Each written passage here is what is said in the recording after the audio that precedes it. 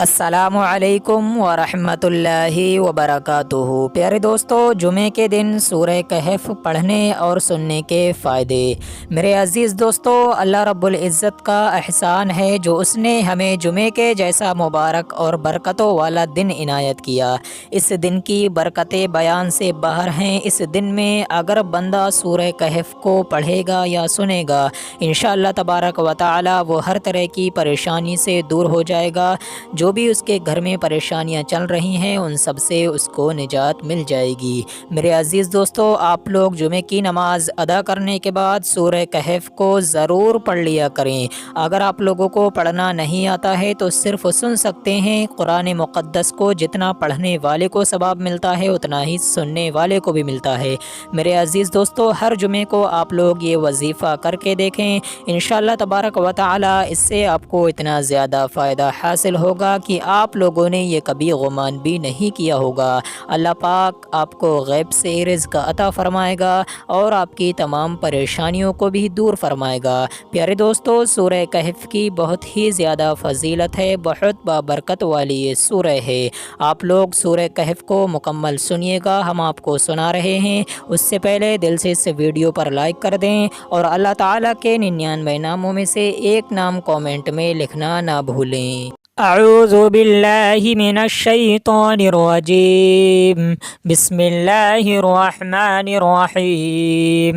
अल्हम्दुलिल्लाहिल्लज़ी अंज़ला अला अब्दिहिल किताब व लम यजअल लहू इवजा क़य्यिमन लियुनज़िरा बअसन शदीदन मिन लदुन्हु व युबश्शिरल मुअमिनीना अल्लज़ीना यअमलूनस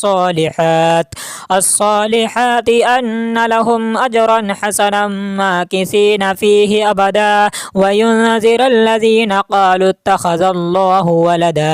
मा लहुम बिही मिन इल्मिन वला लिआबाइहिम कबुरत कलिमतन तख़रुजु मिन अफ़वाहिहिम इन यक़ूलूना इल्ला कज़िबा फ़लअल्लका बाख़िउन नफ़्सक अला आसारिहिम इन लम युअमिनू बिहाज़ल हदीसी असफ़ा इन्ना जअलना मा अलल अर्दि ज़ीनतन लहा लिनब्लुवहुम अय्युहुम अहसनु अमला व इन्ना लजाइलून मा अलैहा सईदन जुरुज़ा अम हसिबत अन्न अस्हाबल कहफ़ि वर्रक़ीम कानू मिन आयातिना अजबा इज़ अवल फ़ित्यतु इलल कहफ़ि फ़क़ालू रब्बना आतिना मिन लदुन्का रहमतन व हय्यि लना मिन अमरिना रशदा फ़दरबना अला आज़ानिहिम फ़िल कहफ़ि सिनीना अददा सुम्मा बअसनाहुम लिनअलम अय्युल हिज़्बैनि अहसा लिमा लबिसू अमदा नहनु नक़ुस्सु अलैका नबअहुम बिलहक़्क़ि इन्नहुम फ़ित्यतुन आमनू बिरब्बिहिम व ज़िदनाहुम हुदा व रबतना अला क़ुलूबिहिम इज़ क़ामू फ़क़ालू रब्बुना रब्बुस समावाति वल अर्दि लन नदअुव मिन दूनिहि इलाहन लक़द क़ुल्ना इज़न शतता हाउलाइ क़ौमुना इत्तख़ज़ू मिन दूनिहि आलिहा लौला यअतूना अलैहिम बिसुल्तानिन बय्यिन फ़मन अज़लमु मिम्मन इफ़्तरा अलल्लाहि कज़िबा वइज़ अअतज़लतुमूहुम वमा यअबुदून इल्लल्लाह फ़अवू इलल कहफ़ि यंशुर लकुम रब्बुकुम मिन रहमतिहि व युहय्यि लकुम मिन अमरिकुम मिरफ़क़ा व तरश शम्स इज़ा तलअत तज़ावरु अन कहफ़िहिम ज़ातल यमीनि व इज़ा ग़रबत तक़रिज़ुहुम ज़ातश शिमालि व हुम फ़ी फ़जवतिन मिन ज़ालिका मिन आयातिल्लाहि मन यहदिल्लाहु फ़हुवल मुहतद व मन युद्लिल फ़लन तजिद लहू वलिय्यन मुर्शिदा व तहसबुहुम अयक़ाज़न व हुम रुक़ूद व नुक़ल्लिबुहुम ज़ातल यमीनि व ज़ातश शिमाल व क़ल्बुहुम बासितुन ज़िराअैहि बिलवसीद लव इत्तलअत अलैहिम लवल्लैत मिनहुम फ़िरारन व लमुलिअत मिनहुम रुअबा व कज़ालिका बअसनाहुम लियतसाअलू बैनहुम क़ाल क़ाइलुम मिनहुम कम लबिस्तुम क़ालू लबिस्ना यौमन औ बअद यौम قالوا ربكم أعلم بما لبثتم فابعثوا أحدكم بورقكم هذه إلى المدينة فلينظر أيها أزكى طعاما فليأتكم برزق منه وليتلطف ولا يشعرن بكم أحدا إنهم إن يظهروا عليكم يرجموكم أو يعيدوكم في ملتهم ولن تفلحوا إذا أبدا وكذلك أعثرنا عليهم ليعلموا أن وعد الله حق وأن الساعة لا ريب فيها إذ يتنازعون بينهم أمرهم فقالوا بنوا عليهم بنيانا ربهم أعلم بهم قال الذين غلبوا على أمرهم لنتخذن عليهم مسجدا سيقولون ثلاثة رابعهم كلبهم ويقولون خمسة سادسهم كلبهم رجما بالغيب ويقولون سبعة وثامنهم كلبهم قل ربي يعلم بعدتهم ما يعلمهم إلا قليل فلا تماري فيهم إلا مراء ظاهرا ولا تستفتي فيهم منهم أحدا ولا تقولن لشيء إني فاعل ذلك غدا إلا أن يشاء الله واذكر ربك إذا نسيت وقل عسى أن يهديني ربي ليقرب من هذا رشدا ولبثوا في كهفهم 300 سنين وازدادوا 9 قل الله أعلم بما لبثوا له غيب السماوات والأرض أبصر به وأسمع ما لهم من دونه من ولي ولا يشرك في حكمه أحدا واتل ما أوحي إليك من كتاب ربك لا مبدل لكلماته ولن تجد من دونه ملتحدا واصبر نفسك مع الذين يدعون ربهم بالغداة والعشي يريدون وجهه ولا تعد عيناك عنهم تريد زينة الحياة الدنيا ولا تطع من أغفلنا قلبه عن ذكرنا واتبع هواه وكان أمره فرطا وقل الحق من ربكم فمن شاء فليؤمن ومن شاء فليكفر إنا أعتدنا للظالمين نارا أحاط بهم سرادقها وإن يستغيثوا يغاثوا بماء كالمهل يشوي الوجوه بئس الشراب وساءت مرتفقا إن الذين آمنوا وعملوا الصالحات إنا لا نضيع أجر من أحسن عملا أولئك لهم جنات عدن تجري من تحتها الأنهار يحلون فيها من أساور من ذهب ويلبسون ثيابا خضرا من سندس واستبرق متكئين فيها على الأرائك نعم ثواب وحسنت مرتفقا واضرب لهم مثل الرجلين جعلنا لأحدهما جنتين من أعناب وحففناهما بنخل وجعلنا بينهما زرعا كلتا الجنتين آتت أكلها ولم تظلم منه شيئا وفجرنا خلالهما نهرا وكان له ثمر فقال لصاحبه وهو يحابره أنا أكثر منك مالا وأعز نفرا ودخل جنته وهو ظالم لنفسه قال ما أظن أن تبيد هذه أبدا وما أظن الساعة قائمة ولئن رددت إلى ربي لاجدن خيرا منها منقلبا قال له صاحبه وهو يحابره وكفرت بالذي خلقك من تراب ثم من نطفة ثم سواك رجلا لكن هو الله ربي ولا أشرك بربي أحدا ولولا إذ دخلت جنتك قلت ما شاء الله لا قوة إلا بالله إن ترني أنا أقل منك مالا وولدا فعسى ربي أن يؤتيني خيرا من جنتك ويرسل عليها حسبانا من السماء فتصبح سعيدا زلقا أو يصبح ماؤها غورا فلن تستطيع له طلبا وأحيط بثمره فأصبح يقلب كفيه على ما أنفق فيها وهي خاوية على عروشها ويقول يا ليتني لم أشرك بربي أحدا ولم تكن له فئة ينصرونه من دون الله وما كان منتصرا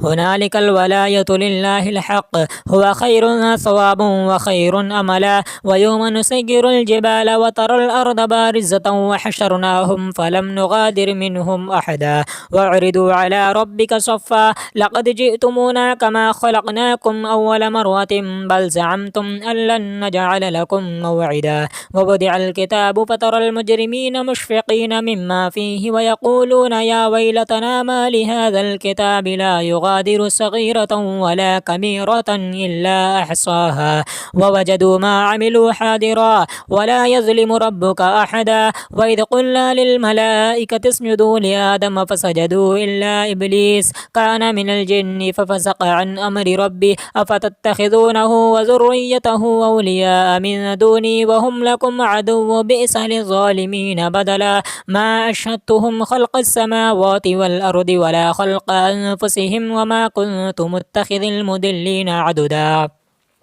ويوم يقول نادوا شركائي الذين زعمتم فدعوهم فلم يستجيبوا لهم وجعلنا بينهم موبقا. ورأى المجرمون النار فظنوا أنهم مواقعوها ولم يجدوا عنها مصرفا. ولقد صرفنا في هذا القرآن للناس من كل مثل وكان الإنسان أكثر شيء جدلا. وما منع الناس أن يؤمنوا إذ جاءهم الهدى ويستغفروا ربهم إلا أن تأتيهم سنة الأولين أو يأتيهم العذاب قبلا. وما نرسل المرسلين إلا مبشرين ومنذرين ويجادل الذين كفروا بالباطل ليدحدوا به الحق واتخذوا آياتي وما أنذروا هزوا. ومن أظلم ممن ذكر بآيات ربه فأعرض عنها ونسي ما قدمت يداه إنا جعلنا على قلوبهم أكنة أن يفقهوه وفي آذانهم وقرا وإن تدعوهم إلى الهدى فلن يهتدوا إذا أبدا. وربك الغفور ذو الرحمة لو يؤاخذهم بما كسبوا لعجل لهم العذاب من لهم موعد لن يجدوا من دونه موئلا. وتلك القرى أهلكناهم لما ظلموا وجعلنا لمهلكهم موعدا. وإذ قال موسى لفتاه لا أبرح حتى أبلغ مجمع البحرين أو أمضي حقبا فلما بلغا مجمع بينهما نسي حوتهما فاتخذ سبيله في البحر سربا. فلما جاوزا قال لفتاه آتنا غداءنا لقد لقينا من سفرنا هذا نصبا. قال أرأيت إذا أوينا إلى الصخرة فإني نسيت الحوت وما أنسانيه إلا الشيطان أذكره واتخذ سبيله في البحر عجبا.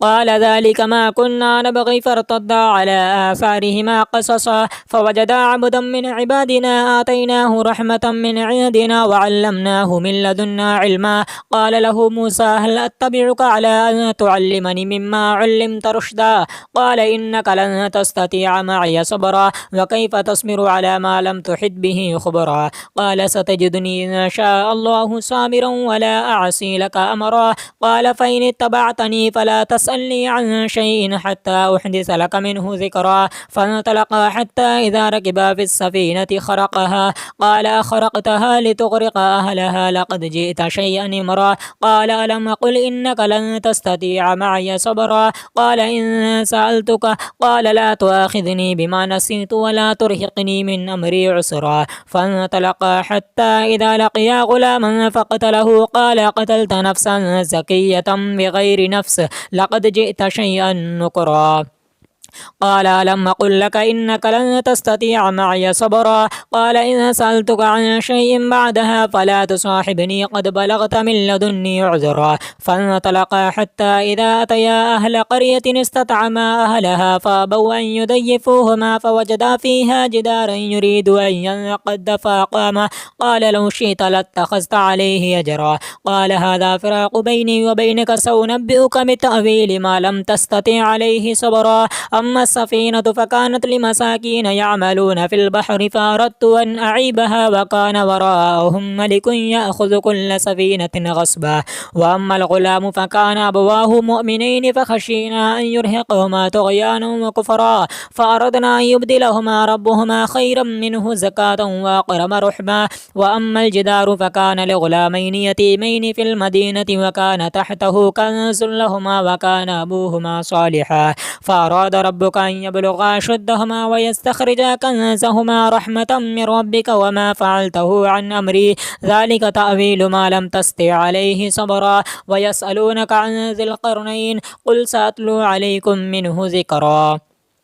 إنا مكنا له في الأرض وآتيناه من كل شيء سببا فأتبع سببا حتى إذا بلغ مغرب الشمس وجدها تغرب في عين حميئة ووجد عندها قوما قلنا يا ذا القرنين إما أن تعذب وإما أن تتخذ فيهم حسنا قال أما من ظلم فسوف نعذبه ثم يرد إلى ربه فيعذبه عذابا نكرا وأما من آمن وعمل صالحا فله جزاء الحسنى وسنقول له من أمرنا يسرا ثم أتبع سببا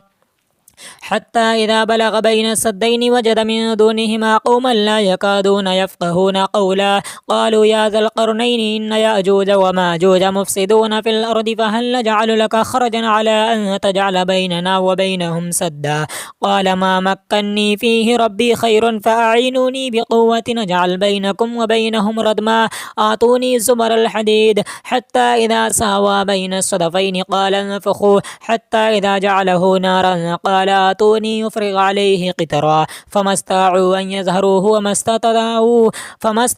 أن يظهروه وما استطاعوا له نقبا قال هذا رحمة من ربي فإذا جاء وعد ربي جعله دكا وكان وعد ربي حقا وتركنا بعدهم يومئذ يموج في بعد ونفخ في الصور فجمعناهم جمعا وعرضنا جهنم يومئذ للكافرين عرضا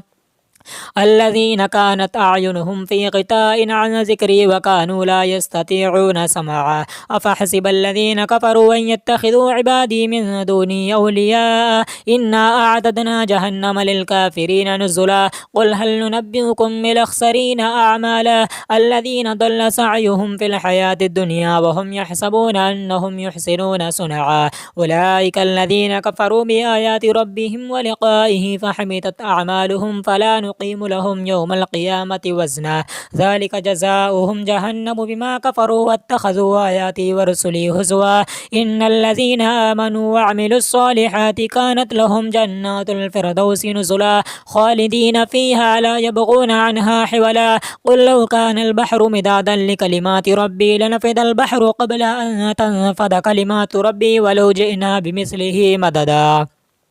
قل إنما أنا بشر مثلكم يوحى إلي أنما إلهكم إله واحد فمن كان يرجو لقاء ربه فليعمل عملا صالحا ولا يشرك بعبادة ربه أحدا آمنت بالله صدق الله العلي العظيم أعوذ بالله من الشيطان الرجيم بسم الله الرحمن الرحيم الحمد لله الذي أنزل على عبده الكتاب ولم يجعل له عوجا قيما لينذر بأسا شديدا من لدنه ويبشر المؤمنين الذين يعملون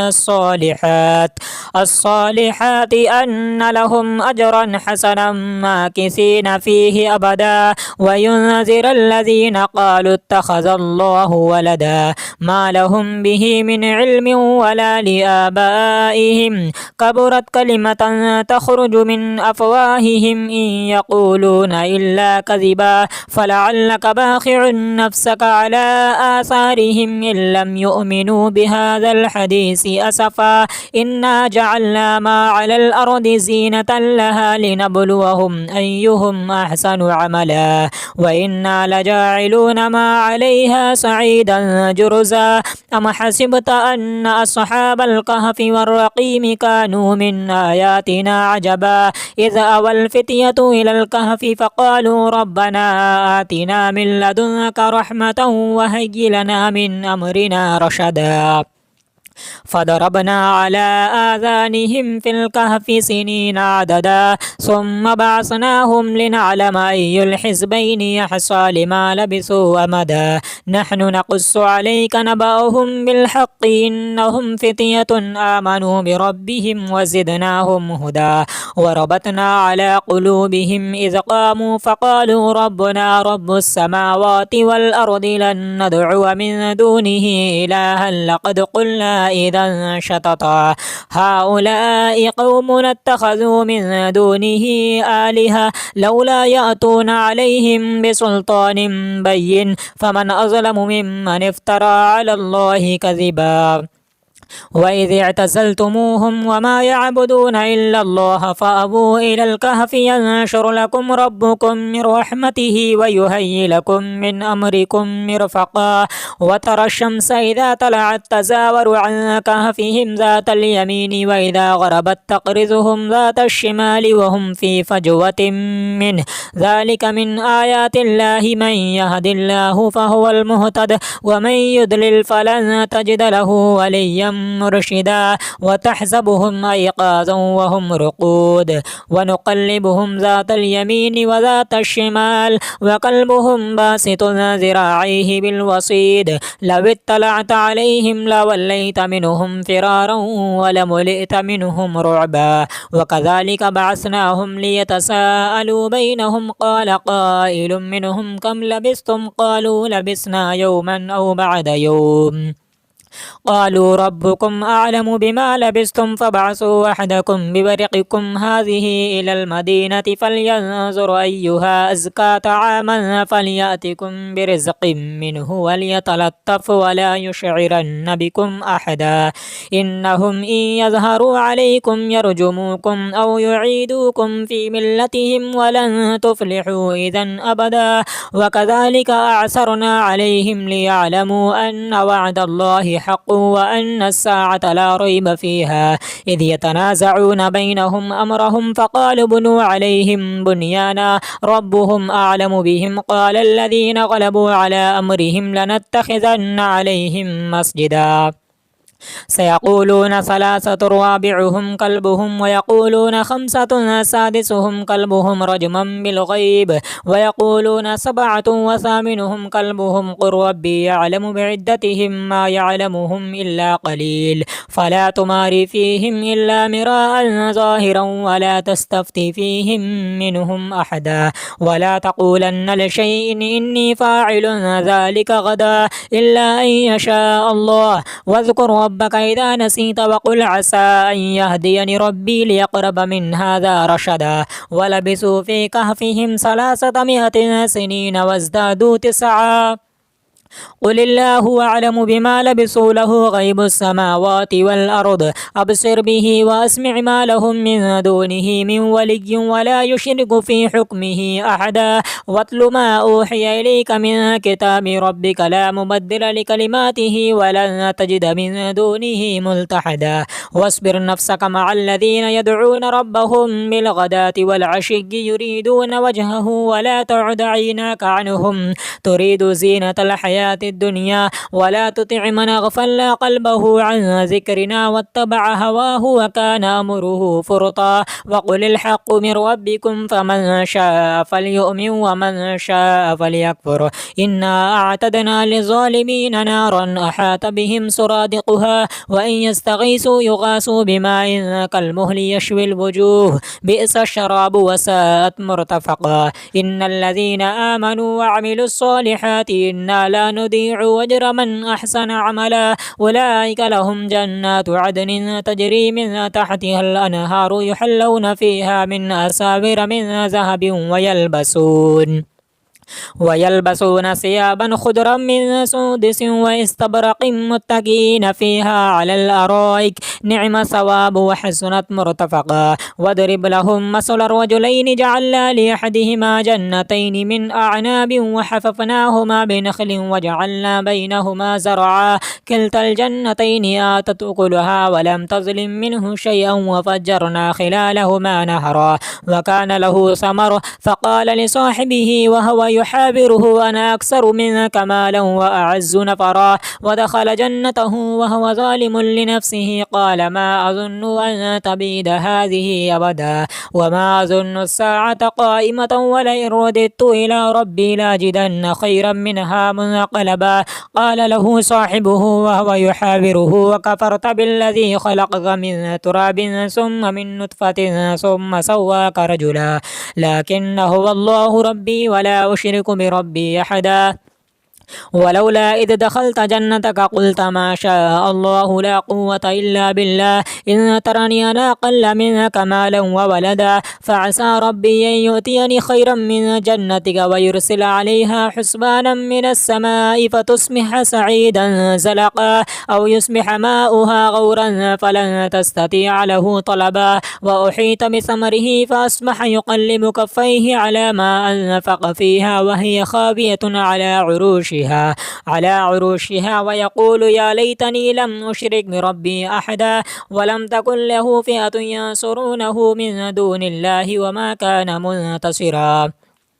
هنالك الولاية لله الحق هو خير ثواب وخير أملا ويوم نسير الجبال وترى الأرض بارزة وحشرناهم فلم نغادر منهم أحدا وعرضوا على ربك صفا لقد جئتمونا كما خلقناكم أول مرة بل زعمتم أن لن نجعل لكم موعدا ووضع الكتاب فترى المجرمين مشفقين مما فيه ويقولون يا ويلتنا ما لهذا الكتاب لا يغادر صغيرة ولا كبيرة إلا أحصاها ووجدوا ما عملوا حاضرا ولا يظلم ربك أحدا وإذ قلنا للملائكة اسجدوا لآدم فسجدوا إلا إبليس كان من الجن ففسق عن أمر ربه أفتتخذونه وذريته أولياء من دوني وهم لكم عدو بئس للظالمين بدلا ما أشهدتهم خلق السماوات والأرض ولا خلق أنفسهم وما كنت متخذ المضلين عددا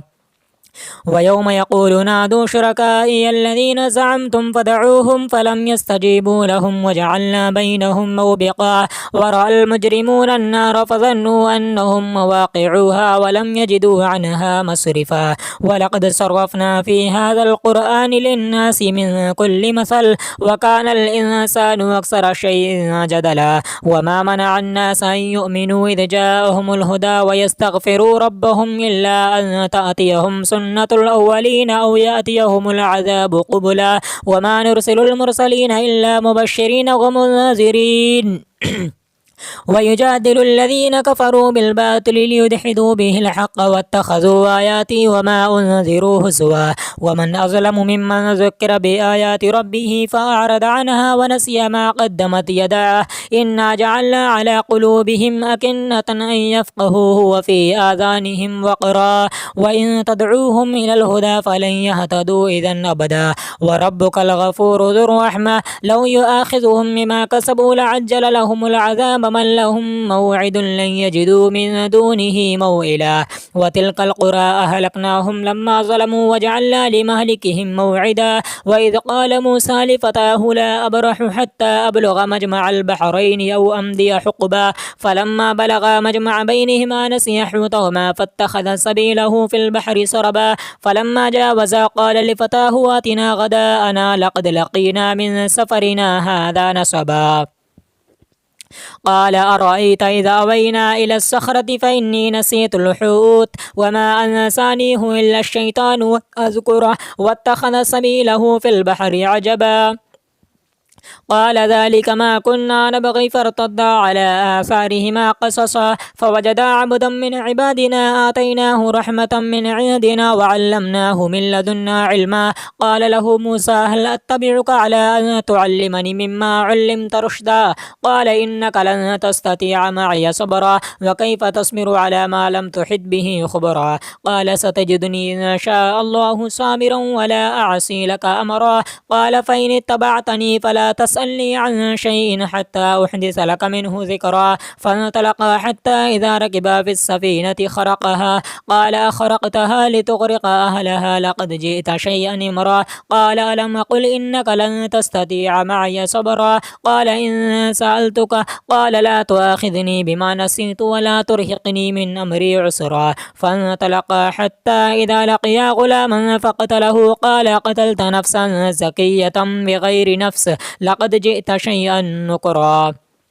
قال ألم أقل لك إنك لن تستطيع معي صبرا قال إن سألتك عن شيء بعدها فلا تصاحبني قد بلغت من لدني عذرا فانطلقا حتى إذا أتيا أهل قرية استطعما أهلها فأبوا أن يضيفوهما فوجدا فيها جدارا يريد أن ينقض فأقامه قال لو شئت لاتخذت عليه أجرا قال هذا فراق بيني وبينك سأنبئك بتأويل ما لم تستطع عليه صبرا أما السفينة فكانت لمساكين يعملون في البحر فأردت أن أعيبها وكان وراءهم ملك يأخذ كل سفينة غصبا وأما الغلام فكان أبواه مؤمنين فخشينا أن يرهقهما طغيانا وكفرا فأردنا أن يبدلهما ربهما خيرا منه زكاة وأقرب رحما وأما الجدار فكان لغلامين يتيمين في المدينة وكان تحته كنز لهما وكان أبوهما صالحا فأراد ربك أن يبلغا أشدهما ويستخرجا كنزهما رحمة من ربك وما فعلته عن أمري ذلك تأويل ما لم تستطع عليه صبرا ويسألونك عن ذي القرنين قل سأتلو عليكم منه ذكرا إنا مكنا له في الأرض وآتيناه من كل شيء سببا فأتبع سببا حتى إذا بلغ مغرب الشمس وجدها تغرب في عين حميئة ووجد عندها قوما قلنا يا ذا القرنين إما أن تعذب وإما أن تتخذ فيهم حسنا قال أما من ظلم فسوف نعذبه ثم يرد إلى ربه فيعذبه عذابا نكرا وأما من آمن وعمل صالحا فله جزاء الحسنى وسنقول له من أمرنا يسرا ثم أتبع سببا حتى إذا بلغ بين السدين وجد من دونهما قوما لا يكادون يفقهون قولا قالوا يا ذا القرنين إن يأجوج وماجوج مفسدون في الأرض فهل نجعل لك خرجا على أن تجعل بيننا وبينهم سدا قال ما مكني فيه ربي خير فأعينوني بقوة نجعل بينكم وبينهم ردما آتوني زبر الحديد حتى إذا ساوى بين الصدفين قال انفخوا حتى إذا جعله نارا قال آتوني يفرغ عليه قطرا فما استطاعوا أن يظهروه وما استطاعوا له نقبا قال هذا رحمة من ربي فإذا جاء وعد ربي جعله دكا وكان وعد ربي حقا وتركنا بعدهم يومئذ يموج في بعد ونفخ في السور فجمعناهم جمعا وعرضنا جهنم يومئذ للكافرين عرضا الذين كانت أعينهم في غطاء عن ذكري وكانوا لا يستطيعون سماعا أفحسب الذين كفروا أن يتخذوا عبادي من دوني أولياء إنا أعددنا جهنم للكافرين نزلا قل هل ننبئكم بالأخسرين أعمالا الذين ضل سعيهم في الحياة الدنيا وهم يحسبون أنهم يحسنون صنعا أولئك الذين كفروا بآيات ربهم ولقائه فحبطت أعمالهم فلا نقيم لهم يوم القيامة وزنا ذلك جزاؤهم جهنم بما كفروا واتخذوا آياتي ورسلي هزوا إن الذين آمنوا وعملوا الصالحات كانت لهم جنات الفردوس نزلا خالدين فيها لا يبغون عنها حولا قل لو كان البحر مدادا لكلمات ربي لنفد البحر قبل أن تنفد كلمات ربي ولو جئنا بمثله مددا قل إنما أنا بشر مثلكم يوحى إلي أنما إلهكم إله واحد فمن كان يرجو لقاء ربه فليعمل عملا صالحا ولا يشرك بعبادة ربه أحدا آمنت بالله صدق الله العلي العظيم أعوذ بالله من الشيطان الرجيم بسم الله الرحمن الرحيم الحمد لله الذي أنزل على عبده الكتاب ولم يجعل له عوجا قيما لينذر بأسا شديدا من لدنه ويبشر المؤمنين الذين يعملون الصالحات أن لهم أجرا حسنا ماكثين فيه أبدا وينذر الذين قالوا اتخذ الله ولدا ما لهم به من علم ولا لآبائهم كبرت كلمة تخرج من أفواههم إن يقولون إلا كذبا فلعلك باخع نفسك على آثارهم إن لم يؤمنوا بهذا الحديث أسفا إنا جعلنا ما على الأرض زينة لها لنبلوهم أيهم أحسن عملا وإنا لجاعلون ما عليها سعيدا جرزا أم حسبت أن أصحاب الكهف والرقيم كانوا من آياتنا عجبا إذ أوى الفتية إلى الكهف فقالوا ربنا آتنا من لدنك رحمة وهيئ لنا من أمرنا رشدا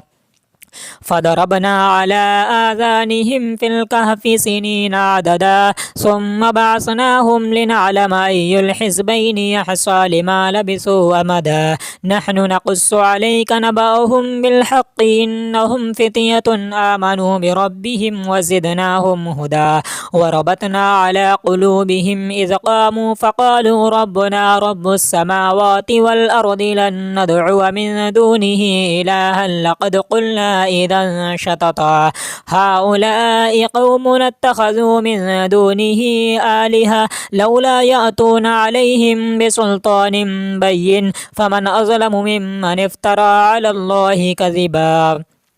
وإذ اعتزلتموهم وما يعبدون إلا الله فأبوا إلى الكهف ينشر لكم ربكم من رحمته ويهيئ لكم من أمركم مرفقا وترى الشمس إذا طلعت تزاور عن كهفهم ذات اليمين وإذا غربت تقرضهم ذات الشمال وهم في فجوة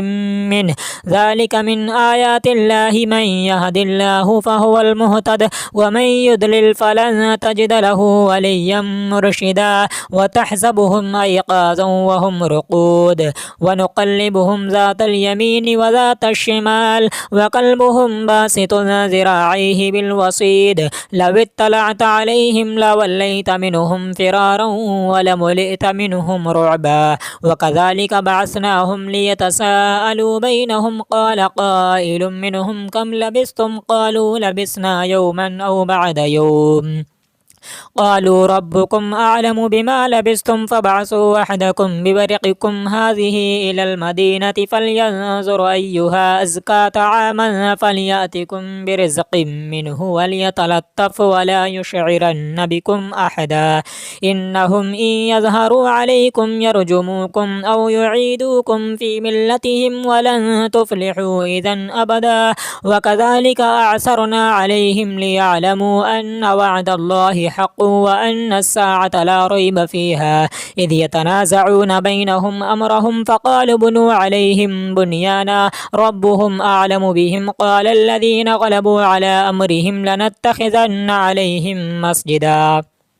سيقولون ثلاثة رابعهم كلبهم ويقولون خمسة سادسهم كلبهم رجما بالغيب ويقولون سبعة وثامنهم كلبهم قل ربي يعلم بعدتهم ما يعلمهم إلا قليل فلا تماري فيهم إلا مراء ظاهرا ولا تستفتي فيهم منهم أحدا ولا تقولن لشيء إني فاعل ذلك غدا إلا أن يشاء الله واذكر ربك إذا نسيت وقل عسى أن يهديني ربي ليقرب من هذا رشدا ولبثوا في كهفهم 300 سنين وازدادوا 9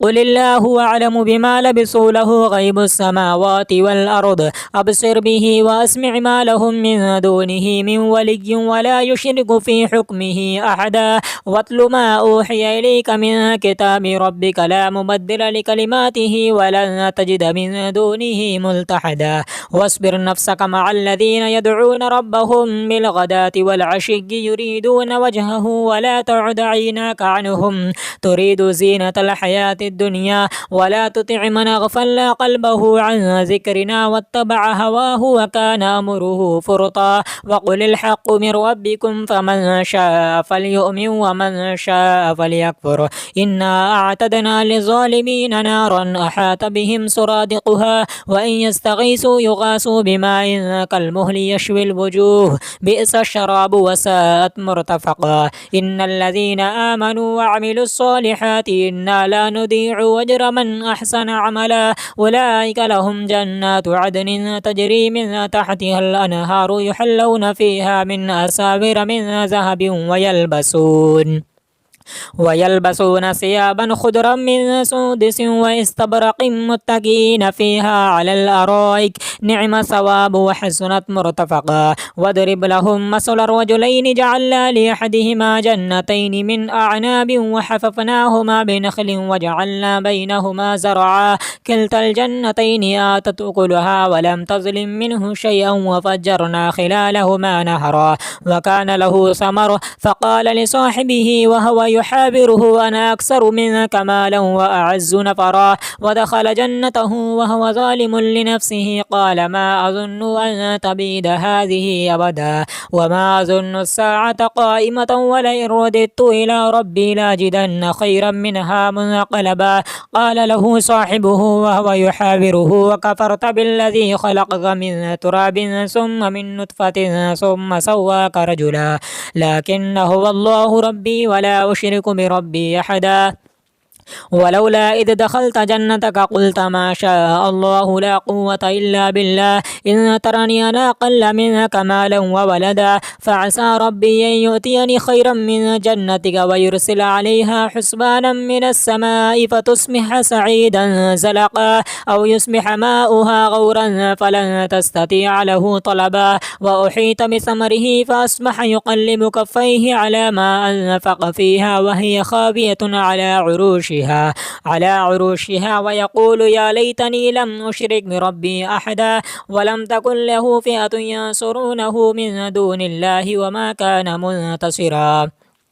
هنالك الولاية لله الحق هو خير ثواب وخير أملا ويوم نسير الجبال وترى الأرض بارزة وحشرناهم فلم نغادر منهم أحدا وعرضوا على ربك صفا لقد جئتمونا كما خلقناكم أول مرة بل زعمتم أن لن نجعل لكم موعدا ووضع الكتاب فترى المجرمين مشفقين مما فيه ويقولون يا ويلتنا ما لهذا الكتاب لا يغادر صغيرة ولا كبيرة إلا أحصاها ووجدوا ما عملوا حاضرا ولا يظلم ربك أحدا وإذ قلنا للملائكة اسجدوا لآدم فسجدوا إلا إبليس كان من الجن ففسق عن أمر ربه أفتتخذونه وذريته أولياء من دوني وهم لكم عدو بئس للظالمين بدلا ما أشهدتهم خلق السماوات والأرض ولا خلق أنفسهم وما كنت متخذ المضلين عددا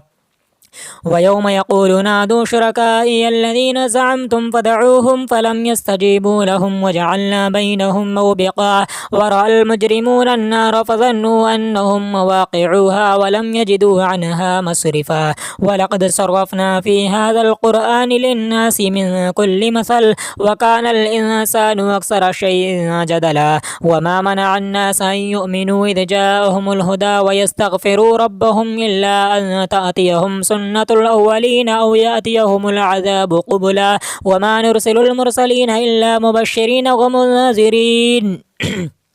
ويجادل الذين كفروا بالباطل ليدحدوا به الحق واتخذوا آياتي وما أنذروا هزوا ومن أظلم ممن ذكر بآيات ربه فأعرض عنها ونسي ما قدمت يداه إنا جعلنا على قلوبهم أكنة أن يفقهوه وفي آذانهم وقرا وإن تدعوهم إلى الهدى فلن يهتدوا إذا أبدا وربك الغفور ذو الرحمة لو يؤاخذهم بما كسبوا لعجل لهم العذاب من لهم موعد لن يجدوا من دونه موئلا وتلك القرى أهلكناهم لما ظلموا وجعلنا لمهلكهم موعدا وإذ قال موسى لفتاه لا أبرح حتى أبلغ مجمع البحرين أو أمضي حقبا فلما بلغا مجمع بينهما نسي حوتهما فاتخذ سبيله في البحر سربا فلما جاوزا قال لفتاه آتنا غداءنا لقد لقينا من سفرنا هذا نصبا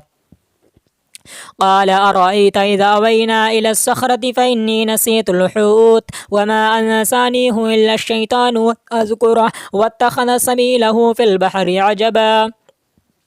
قال ذلك ما كنا نبغي فارتدا على آثارهما قصصا فوجدا عبدا من عبادنا آتيناه رحمة من عندنا وعلمناه من لدنا علما قال له موسى هل أتبعك على أن تعلمني مما علمت رشدا قال إنك لن تستطيع معي صبرا وكيف تصبر على ما لم تحط به خبرا قال ستجدني إن شاء الله صابرا ولا أعصي لك أمرا قال فإن اتبعتني فلا تسألني عن شيء حتى أحدث لك منه ذكرا فانطلقا حتى إذا ركبا في السفينة خرقها قال أخرقتها لتغرق أهلها لقد جئت شيئا إمرا قال ألم أقل إنك لن تستطيع معي صبرا قال إن سألتك قال لا تؤاخذني بما نسيت ولا ترهقني من أمري عسرا فانطلقا حتى إذا لقيا غلاما فقتله قال قتلت نفسا زكية بغير نفس لقد جئت شيئا نكرا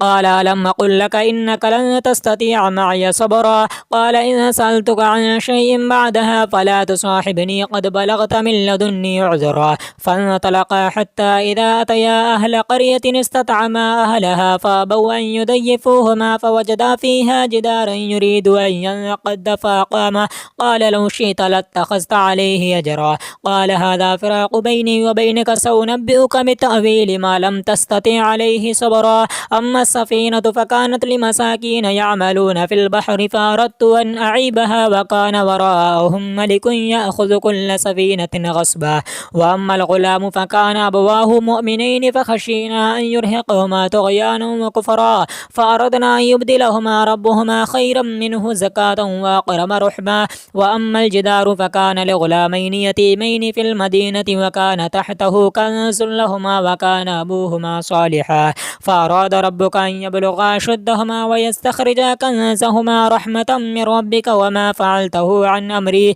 ذلك تأويل ما لم تستطع عليه صبرا ويسألونك عن ذي القرنين قل سأتلو عليكم منه ذكرا إنا مكنا له في الأرض وآتيناه من كل شيء سببا فأتبع سببا حتى إذا بلغ مغرب الشمس وجدها تغرب في عين حميئة ووجد عندها قوما قلنا يا ذا القرنين إما أن تعذب وإما أن تتخذ فيهم حسنا قال أما من ظلم فسوف نعذبه ثم يرد إلى ربه فيعذبه عذابا نكرا وأما من آمن وعمل صالحا فله جزاء الحسنى وسنقول له من أمرنا يسرا ثم أتبع سببا حتى إذا بلغ بين السدين وجد من دونهما قوما لا يكادون يفقهون قولا قالوا يا ذا القرنين إن يأجوج وماجوج مفسدون في الأرض فهل نجعل لك خرجا على أن تجعل بيننا وبينهم سدا قال ما مكني فيه ربي خير فأعينوني بقوة نجعل بينكم وبينهم ردما آتوني زبر الحديد حتى إذا ساوى بين الصدفين قال انفخوا حتى إذا جعله نارا قال آتوني يفرغ عليه قطرا فما استطاعوا أن يظهروه وما استطاعوا له نقبا قال هذا رحمة من ربي فإذا جاء وعد ربي جعله دكا وكان وعد ربي حقا وتركنا بعدهم يومئذ يموج في بعد ونفخ في الصور فجمعناهم جمعا وعرضنا جهنم يومئذ للكافرين عرضا الذين كانت أعينهم في غطاء عن ذكري وكانوا لا يستطيعون سماعا أفحسب الذين كفروا أن يتخذوا عبادي من دوني أولياء إنا أعددنا جهنم للكافرين نزلا قل هل ننبئكم بالأخسرين أعمالا الذين ضل سعيهم في الحياة الدنيا وهم يحسبون أنهم يحسنون صنعا أولئك الذين كفروا بآيات ربهم ولقائه فحبطت أعمالهم فلا نقيم لهم يوم القيامة وزنا ذلك جزاؤهم جهنم بما كفروا واتخذوا آياتي ورسلي هزوا إن الذين آمنوا وعملوا الصالحات كانت لهم جنات الفردوس نزلا خالدين فيها لا يبغون عنها حولا قل لو كان البحر مدادا لكلمات ربي لنفد البحر قبل أن تنفد كلمات ربي ولو جئنا بمثله مددا قل إنما أنا بشر مثلكم يوحى إلي أنما إلهكم إله واحد فمن كان يرجو لقاء ربه فليعمل عملا صالحا ولا يشرك بعبادة ربه أحدا. آمنت بالله صدق الله العلي العظيم.